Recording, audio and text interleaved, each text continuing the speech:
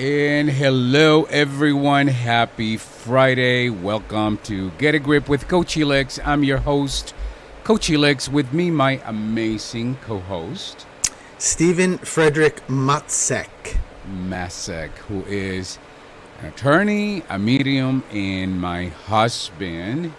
And Stephen, you just had your show last Friday. How exciting is that? It was extremely exciting. The calls were out of control. Amazing. Spirit was just crazy. The people that called in, the readings were amazing. I think every single person that called in sent me messages after the show was done, just thanking me and in disbelief. It was amazing. And if you're listening, wondering, what's this about? Well, Stephen used to have his own show, Through the Static. I still do. Well, you had a, every week show, and now you just have it. At the end of the month, you take over my spot, this spot here, and you go back and you do your show. So if anyone wants to listen to you, they can come back at the end of every month, and on Fridays at 1 p.m. And I thought you were just putting me in Spirit, that you were going to start talking to me through Spirit. Stephen used to have his show. Stephen used to be here. Well, you did. You had your own space, and it was Wednesdays Scheduling. At 5, and now it's Friday at 1. At the end of the month, it just all right. The schedule changed. You're welcome. Thank you. Yeah. So let's talk about what's been going on. We just came off a wonderful weekend in Provincetown, Massachusetts. Honestly, Stephen, we both needed it. I had one of the best times getting away.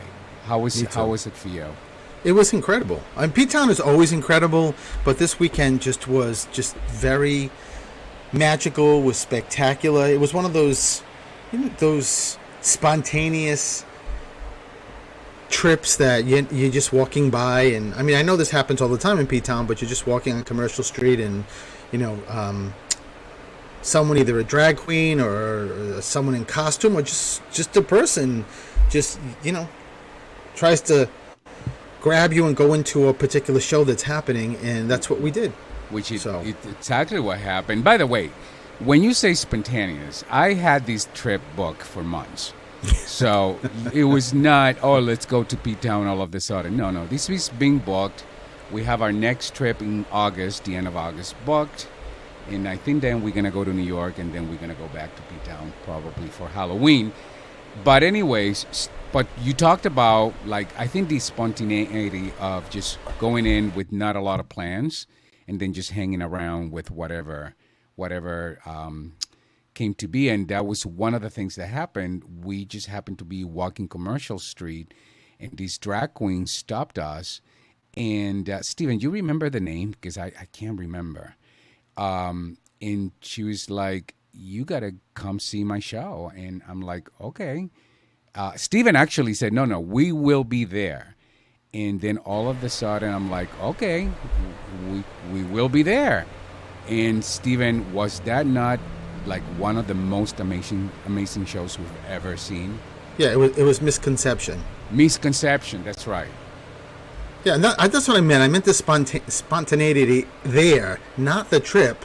It was just when we got there, because then we went to see Judy Gold. That was spontaneous. Having dinner, walking down the strip, and what are you two doing? Here, go buy tickets. Come see Judy Gold. Judy Gold's been around forever. Yeah. She's so funny, and that was another amazing show. But another highlight was, hello, Jujubee. Jujubee. We love Jujubee from RuPaul's Drag Race. She's one of the OGs. And Jujubee was amazing. I loved Jujubee. And we got to meet her. And we have front row seats. Doesn't get any better than that. But the best part of that trip for me was Sunday, spending the day at the beach at Race Point Beach. Yes. It was beautiful. Even though, Stephen, every time I tell friends that we went to Race Point and we went swimming and there were a lot of seals, everyone's like, you do realize where there's seals, there's sharks, and that beach is known for their sharks. Yeah. So we could have died this past Sunday. We could have been eaten by a shark. Listen, I think whoever you're talking to are drama queens, and it's just a little over the top. Just saying. I counted the family of seals when we got there. I counted them when we left there. It was the same number. There was no sharks there. What's wrong with these people? Well, clearly there weren't any sharks, but I'm gonna say that water was spectacular. It was cold. It was cold, and I'm from Puerto Rico. I am used to warm seawater. This was not warm seawater. But on the other hand, it just felt like therapeutic because it was cold, and cold is really good for inflammation. And we stayed there for quite a bit, right? We did. At least 30, 45 minutes in the water, something like that. Yeah. But that was spectacular. Yeah, go ahead. It was. Listen, I'm a Rhode Islander, and I spent my summers at the beach, and that water is not warm. Maybe the end of August it gets bearable, but when you hit those beaches in June or even July, it's still cool. And we were like on the other side, of where the curve is on P-Town, so it was definitely colder cold. side, right? Yeah, it was really cold. Yeah. Well, definitely. I did not grow up in going to a beach that was that cold, but I loved the beach so much that I just, nothing was going to stop me from going in the water, and nothing did. But nothing did. But you did have a look of panic. No, of frustration when you were behind me and I kept walking. Well, of course, because so there's this humongous beach, and we park, and then of course you have to walk from the parking into the beach and then find yourself something. And I don't know what I forgot. Oh, I forgot our umbrella, the beach umbrella. So I went back to the car and I said, Steven, you go ahead, find a spot. Mistake number one right there. Because by the time I walked back, I'm like, where is he? And I'm kidding, I kid you not, he went at least a mile beyond where most people were. He made me walk like that was a freaking workout just getting to our spot. But there was nobody around, so it was beautiful. I'm gonna give that to you. I did complain. I bitched all the way in, all the way back to the car, for sure. But it was beautiful. Beautiful. I would do it again. That's why I got ahead of you, so that you couldn't stop me. You just had to keep following me.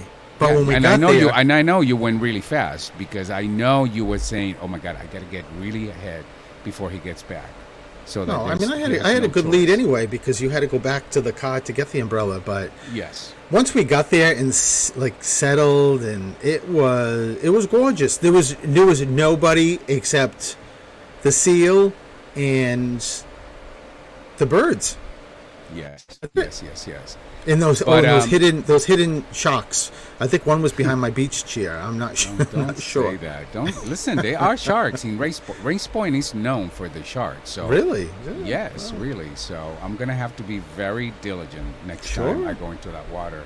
Sure. But there's a few shout outs that I wanna do, because I got to meet some new people in P-Town. Michael, I don't know his last name, Steven, but he's somebody that you met. And MJ, he was really wonderful. Wonderful to meet. We had breakfast with him. And of course, Vessel and Kinga, who we both loved. And then our waitress at Jimmy's Hideaway, Debbie, who took such good care of us, despite issues. I won't get into the issues.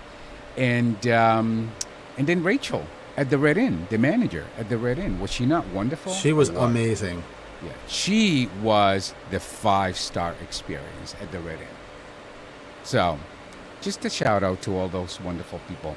So now, Steven, before we bring our amazing, fabulous guest for today, who is being with us during Pride Month in June, so this is part 2 of that conversation, you want to tell people what you are up to? Because I know you have some stuff coming up.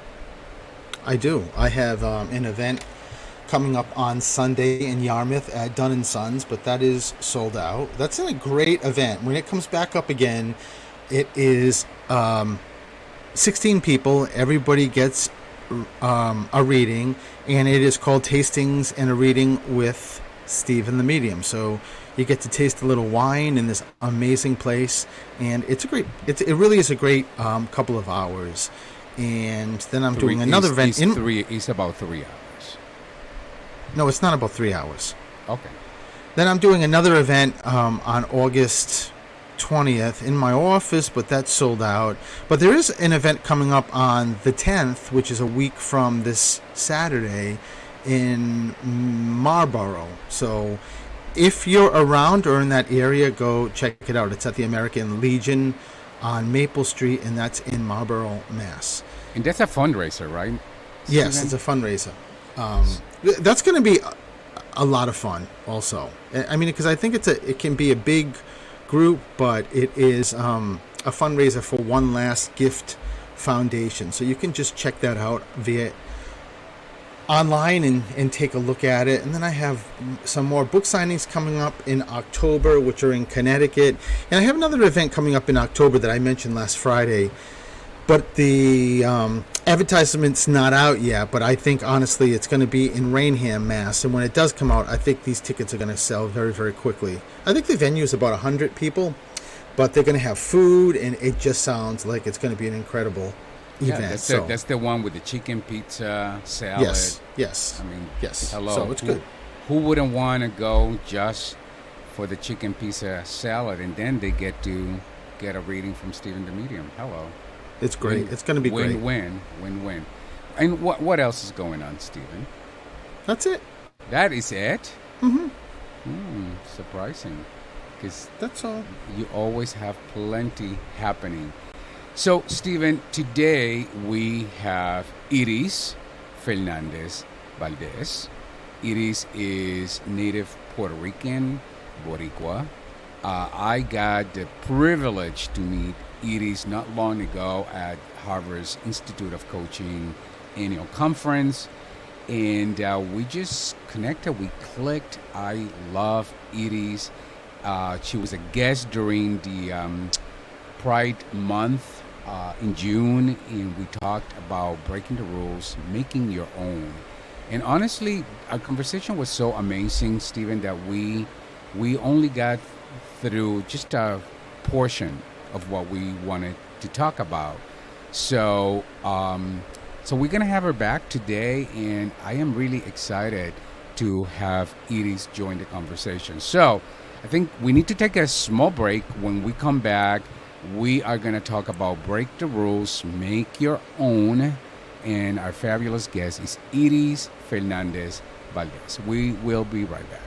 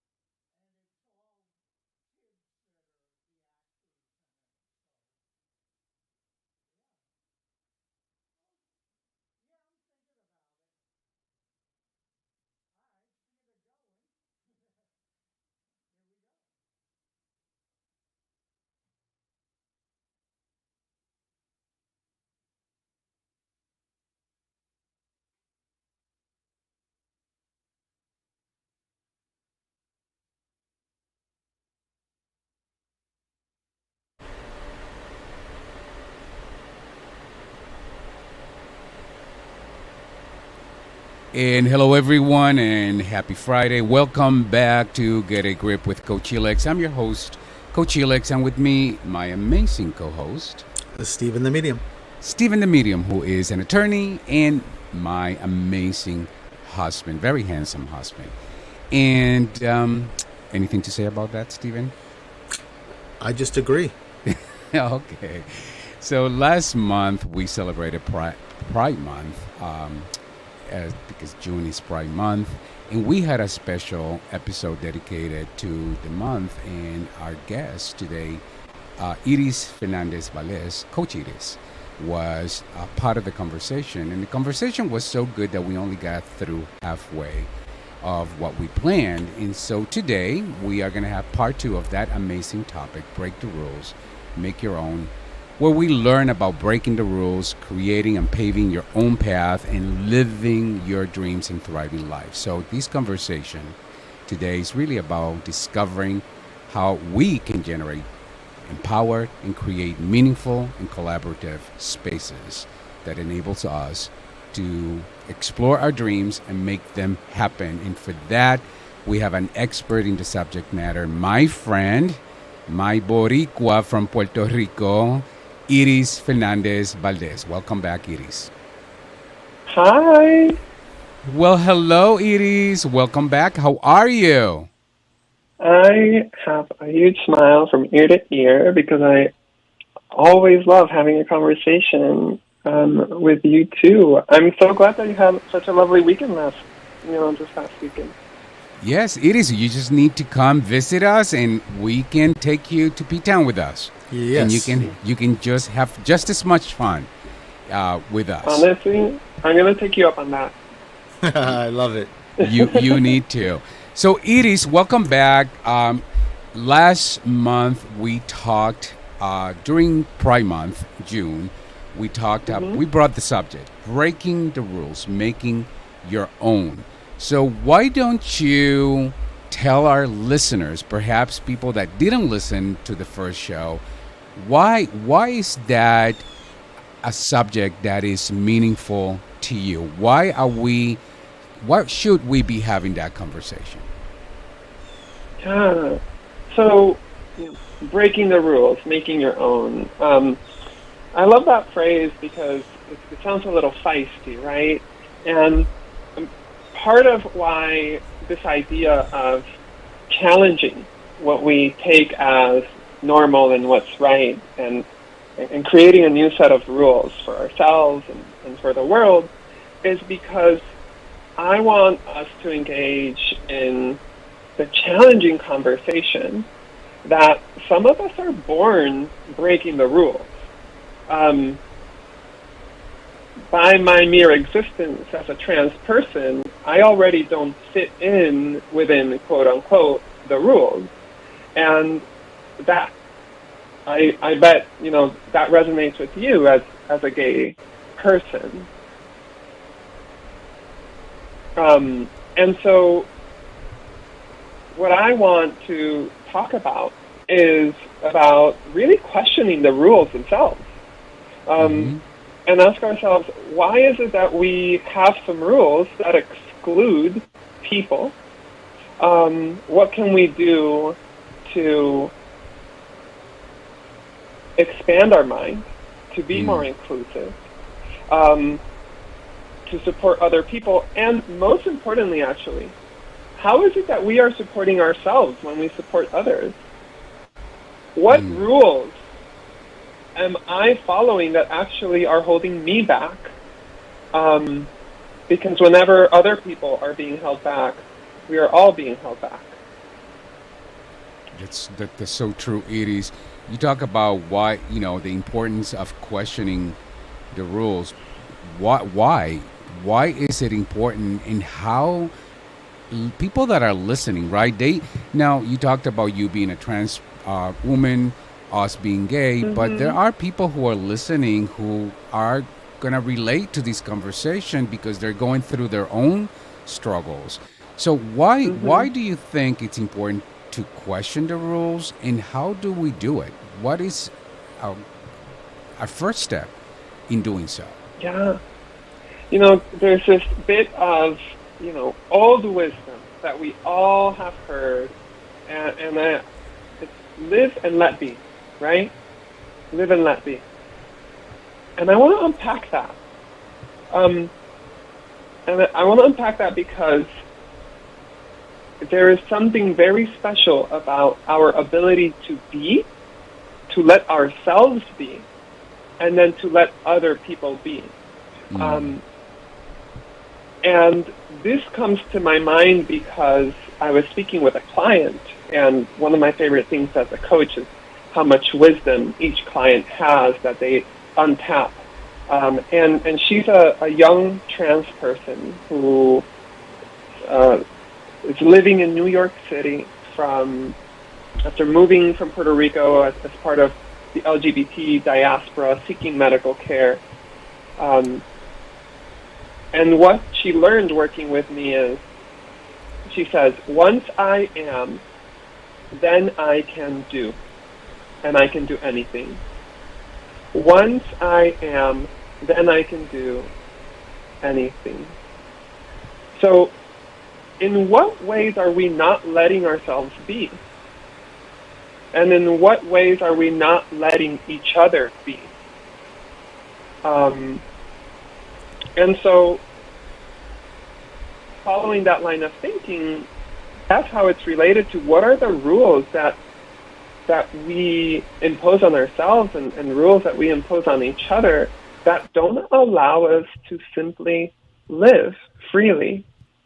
Because once we live freely, then we can do freely in a way that we've never been able to do before. I love what you just said. Once I am, then I can be. And honestly, I think that can be relatable to every human being on this earth. So how somebody listening says, but how do I discover what I am? How do you get there? Because again, a lot of these rules are designed to cover that up, right? Are designed to prevent us from sort of accepting or embracing what we think we are, what we know we are, right? So how does somebody navigate that? Once I am, then I can be. That's really powerful. I love that. I'm gonna steal that, Iris. Yeah. And at some point, I may or may not give you credit for it. Just saying. Well, the credit is really in my client, which I can't give her name. And actually, but what I want to say is, it's once I am, then I can do. Right? Once I am being, then I can do. And that's a relationship between being and doing. Because, people come to you for coaching, Elix, right? Yeah. Give me a couple of reasons why people go to you for coaching. Because they want to do something that they always wanted and they don't know how to. Right, they don't know how to. They want to do something, and for whatever reason that it's challenging, it's difficult to do. They know what it is they want to do, oftentimes, right? And I think this is, like you said, there's something we can all relate to. And the magic of coaching is that, yes, we tackle the doing, but the magic of coaching is that in the process of a relationship of trust, and this goes to your question of so how can we be? And it comes to connection and relationship and trust, is that really it was us getting in our way because we weren't allowing ourselves to just be, our truest, purest, most relaxed, and powerful selves. And once we are able to tap into who we are and allow ourselves to be, then the doing kind of just becomes, I don't want to say effortless, but the effort it becomes fun. It becomes enjoyable. Nothing but gets in the way. I do think it there is an effortless aspect that comes through once you're honoring that being part. Yeah. It's like taking on effort is effortless. Yes. Yes. Yeah. I so love that. It is I'm gonna take a break because I know Sure. Stephen has a question, but I don't want to interrupt you. So let's take a small break, and when we come back, we'll have Stephen ask you questions, and then we're going to continue with this conversation, breaking the rules, making your own. We'll be right back.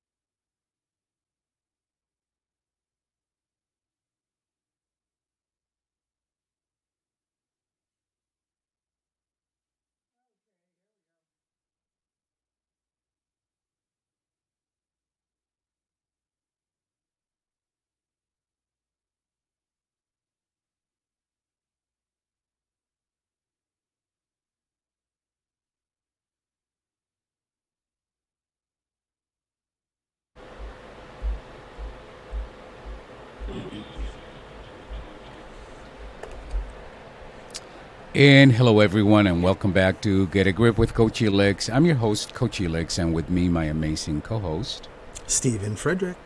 And he's also my amazing husband. And today we also have an amazing guest, our friend Iris Fernandez Valdez, who is also a coach and somebody who is an expert in the subject matter of breaking the rules and making your own. Iris, welcome back. So I'm going to leave it to Stephen. Stephen, go ahead. Iris, I'm so excited that you're here, and what you're talking about is just so powerful. I'm sure I said that last time you were here. But I have a question for you, because as I was listening to you about breaking the rules and everything that you've been saying, earlier this morning I am putting together a course that I haven't taught. I mean, I teach a lot of mediumship courses, but I haven't taught Reiki, and I'm a Reiki master. And I was putting it together, but I was sort of looking online just to sort of assess other classes and just to get sort of a feel for it.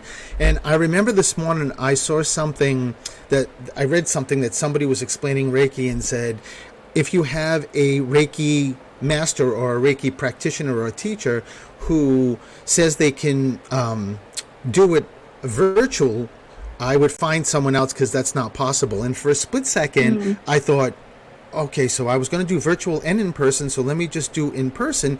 And then I stopped and said, wait a minute, I do Reiki all the time. It's all energy. Of course I can do it virtual. And the reason why I'm bringing that up is for a split second, Edie's, when I was faced with a rule, it almost like I sort of accepted it and didn't go to the place of, wait a minute, this is not serving me or anybody else, so I need to break this rule. And I was just about to just follow it, and thankfully I didn't. So have you seen in your experience, in your clients, people seeing these rules and or coming across these rules and just for whatever reason just following them and not realizing that they're not benefiting themselves or anyone else or their loved ones?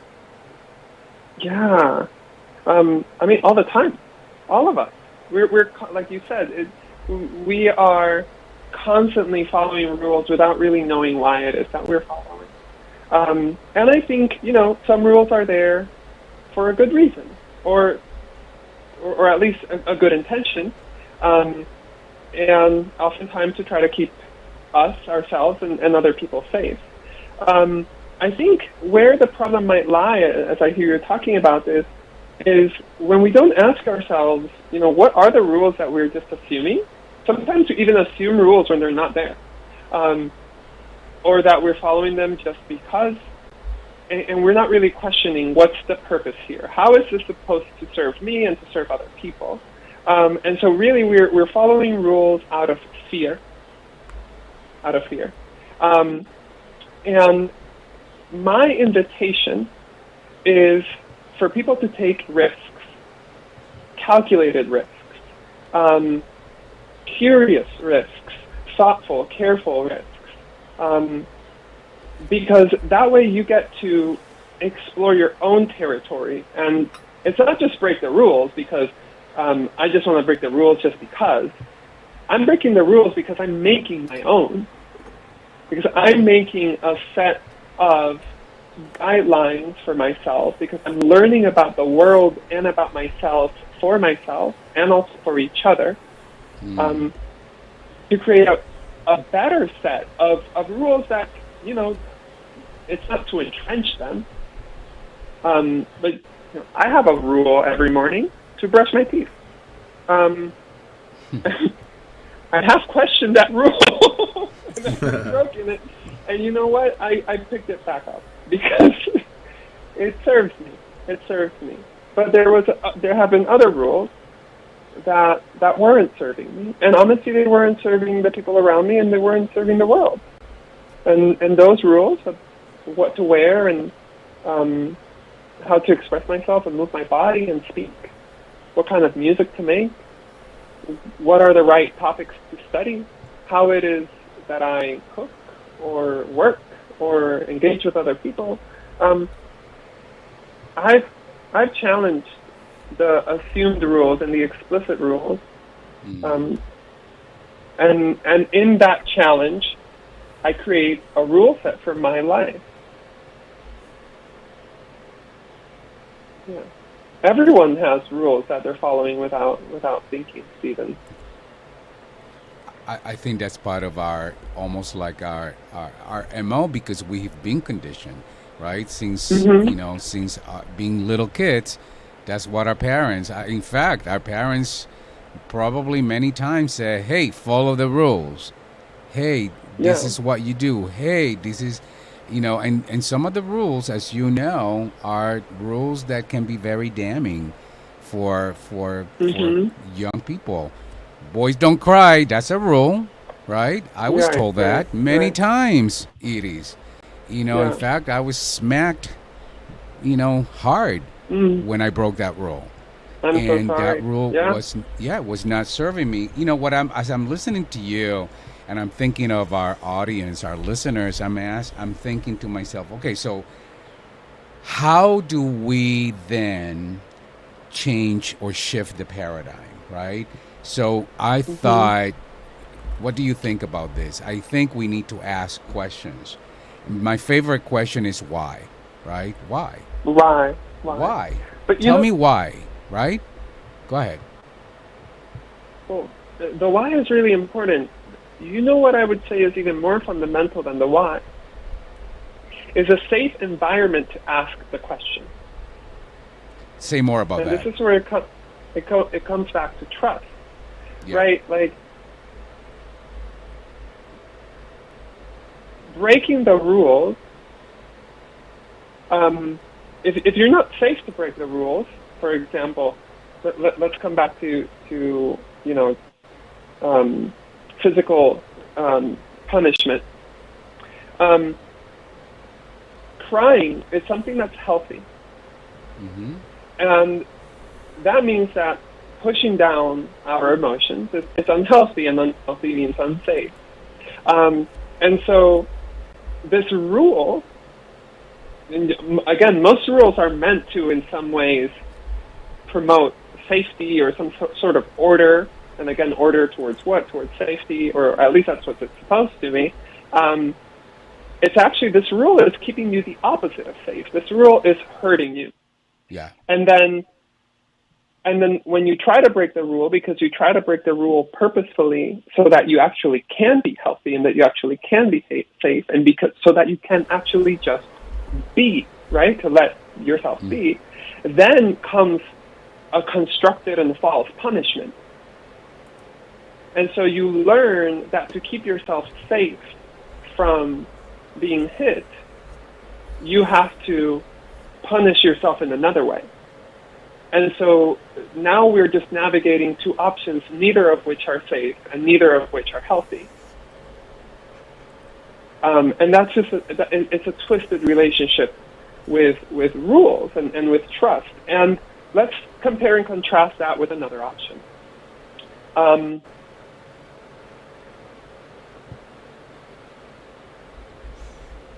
Maybe it is dangerous for me to cry in front of some other specific people because they might hurt me. Yes. At school. They might bully me, right? Yes. And maybe my parent wants to keep me safe from that. What's important is that home is always safe. And so then you can explore together and with each other where and when and how do you want to follow the rules and why.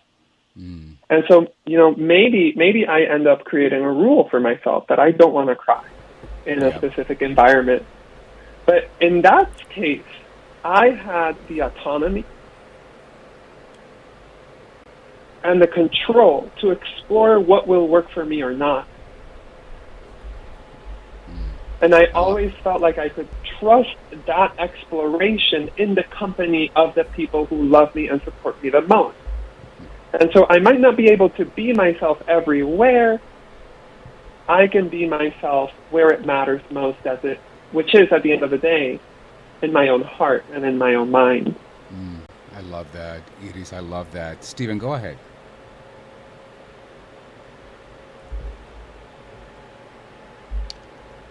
I thought Stephen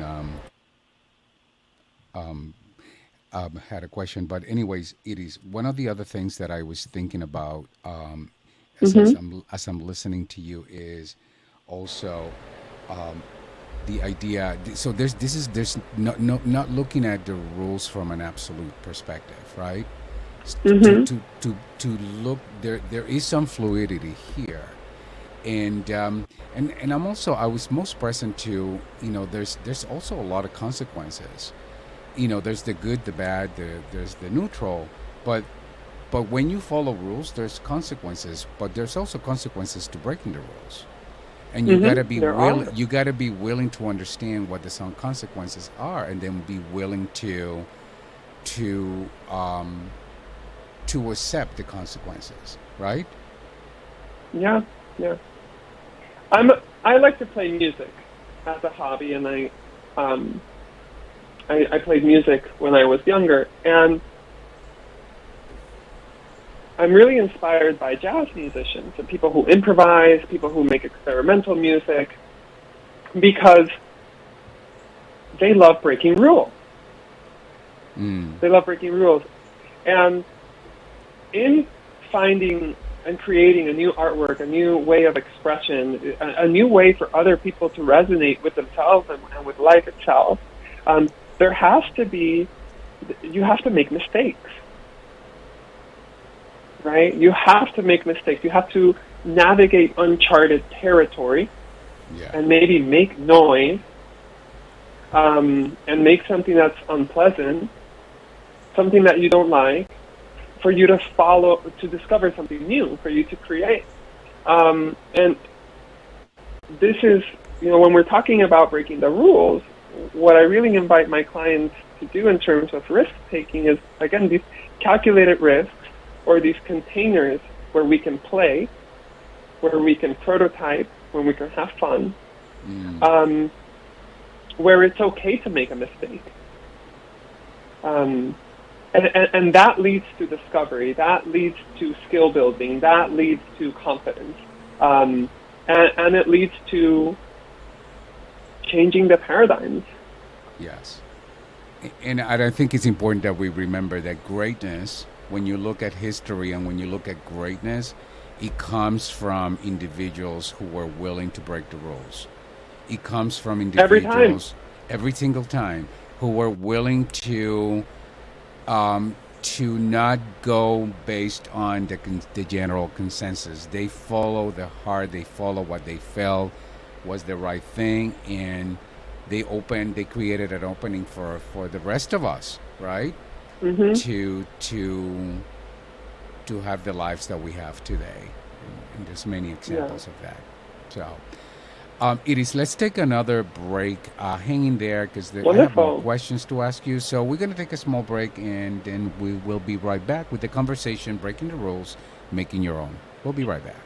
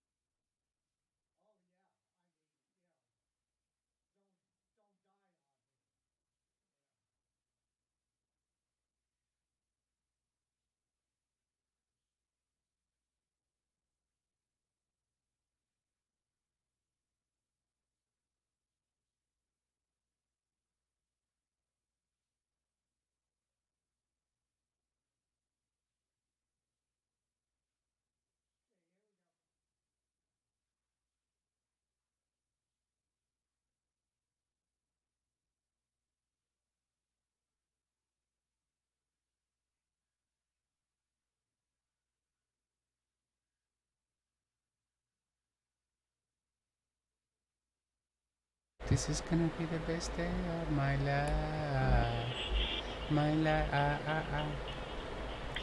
And hello, everyone, and welcome back to Get a Grip with Coach Elix. I'm your host, Coach Elix. With me, my amazing co-host, Stephen the Medium. And today we are having an amazing conversation about breaking the rules, making your own, with the one and only, the most amazing human, one of the most amazing humans I know, my friend Iris Fernandez Valdez. Iris, welcome back. Hi. And Stephen, go ahead. And Edith, when Elix asked me earlier, of course I had a question. I was speaking, and I forgot I put myself on mute. So I've been here. Oh, I see. Yeah. But I will tell you, to sort of hop a little bit on what I just said, I think what you're bringing to the table is just bigger than what I expected. I knew this was going to be great, but it's bigger because it really, I think if the example I used a couple of minutes ago about me putting a course together, if I didn't realize that I was challenging this rule, I think I know listening to what you're saying would have made me stop and go back to that rule. So it's so important of like what you're saying. And I think it's so important because I think there's so many people that, not for any particular reason, not because they don't want to, not that they don't want to be helpful, not that they don't want to benefit themselves or help their loved ones or whomever. I think like what you and Elix have mentioned, we're just stuck in following rules, and that we just can't step out of that path to sort of assess them and say, wait a minute. And I think there's just so many people living this life that just don't get that, don't understand it, and are in this bubble. So I love that you're talking about this and just giving, even the consequences of breaking the rules. There can be consequences, but like both of you said, it always comes, you always end up coming out better than you were if you didn't break the rule. That's what I think. Yeah. You're talking about how many people never realize, right? And I'm actually gonna, I think we do realize. I think we do know when we feel lost. I think we do know when we feel stuck. I agree. We might not realize that it has to do with the rules, but we are familiar with hopelessness and powerlessness. And what we might not realize is that we've become so accustomed and familiar with fear, with a lack of direction, with stagnant energy in our own bodies and spirits. We become so accustomed to expecting punishment or just needing to take something for granted that we attune our spirits and our minds more towards the comfort of other people rather than tuning our hearts, our ears towards the vibrations of our life force. So very true. Go ahead. Part of why, I'm really excited with working, for example, with trans people as a coach is because coaching is such a good, coaching really amplifies the magic and wisdom that everyone has to bring to the world. And trans people are people. We are people who have been so oppressed by the rules of gender that there was no way for us to exist and survive. We had to break the rules, or otherwise the pain would be too much to handle, right? And so what I've learned through myself and my own wisdom and also touching with other people is that there comes a deep wisdom in having no other way to exist other than breaking rules. And that wisdom is getting in touch with your life force. I spoke last time with you, Elix, about, I have more to offer out of the closet. Right? I have more to offer to the world, not just to myself, but literally to everyone around me, by being my brightest self. And I'm sure many, many people who might be listening have sometimes asked themselves, what is it that these other people have that I see on stage, or just my neighbor? They just look so full of life. It looks so full of life. Why is it that where is that for me? And that is within all of us, that full of lifeness. And the question is, what are the rules that we've put on ourselves that don't allow, how we don't allow ourselves to simply be? And again, that highlights. Go ahead, Stephen. Go ahead. No, I was just going to say, if you, I think, Edie's, if you talked to me a couple of decades ago, or for a couple of decades, and said, well, you do know, I would argue till I was blue in the face. And I agree with you that I was so accustomed to living that way of just being angry and not looking outside of this tunnel vision. But what I meant was, when I was in it, I was in such I was in such a high level, not in my soul level, that I really I didn't know, because I'm not a person that would want to go decades of just being hateful to myself. I just didn't know how to. I couldn't see. I just couldn't see it. I couldn't get out of it. And I think just this conversation you're having, I'm sure it's going to be enough for one person to just have that light bulb moment go on and say, wait a minute. Oh yeah. And that's why I love this conversation. Yeah.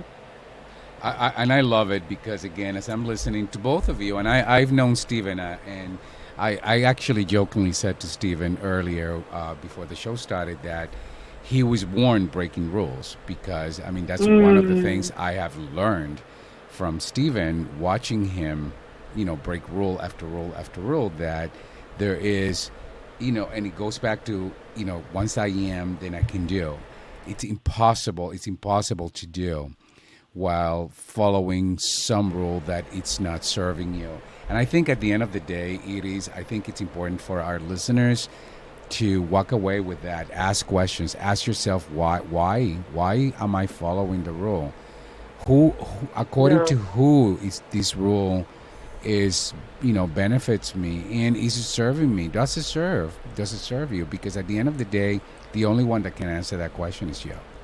I cannot answer that question for you. So we only have a few minutes, but I don't want to miss the opportunity, because last time I didn't get to give you an opportunity to talk about your business, A Better. So tell us briefly about what A Better is, and why that is so purpose-driven for you. Yeah, well, sometimes when we break the rules, we're breaking the law. And as a trans person, my well-being and my health is being criminalized all over the country, and this is bigger than just the United States, all over the world. And living healthy, living free, living well, for me, is a political act. And here comes the word, a better. For a better life, I need a better support. And I want to promote people to ethically prioritize safety and well-being and health over liability. And so I aid and I abet people in Florida who living trans is illegal for them, right? And that makes me a criminal, and I'm proud of it. Because what's wrong here is the law. And I take this concept and I make it individual, again, to the rules. I am here to aid and abet. I am here to advocate. I'm here to listen.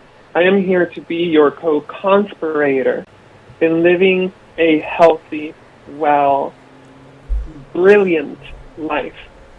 And I do that with my coaching, with my deep listening skills, with my deep intuition. I was speaking with a client. We just finished a 2-month engagement today, and she told me that what helped her the most go from feeling lost to feeling equipped was my intuition, my grace, and my ability to slow down.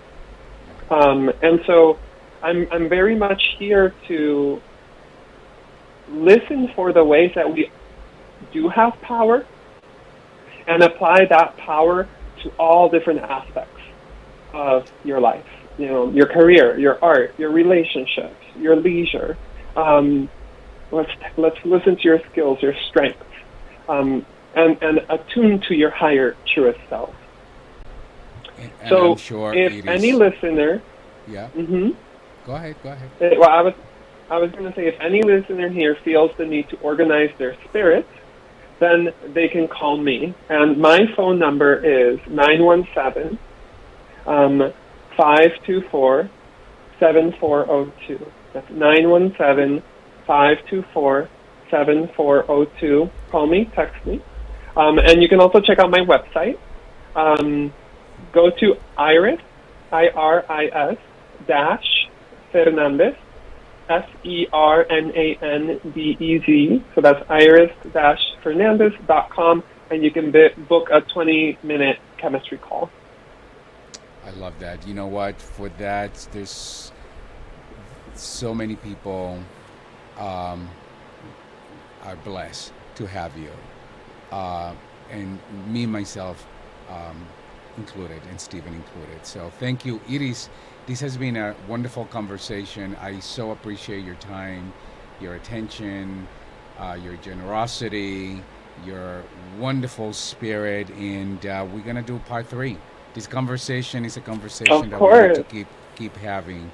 Thank you for joining us today, and again, thank you everyone for joining us. Stephen, how can people get a hold of you? Stephen the Medium.